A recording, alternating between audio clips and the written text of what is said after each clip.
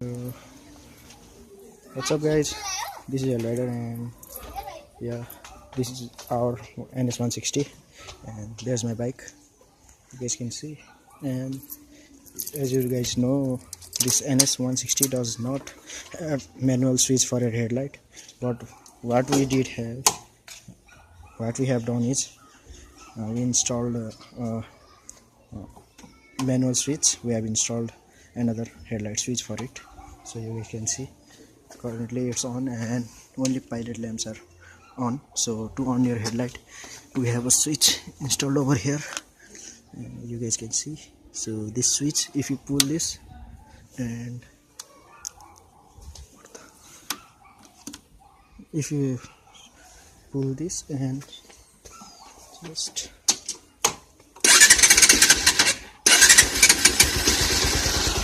and switch, start your bike, then the headlight will switch on.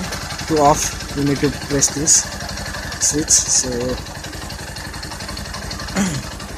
this switch can be installed in any kind of workshops. You guys can buy in auto parts workshop.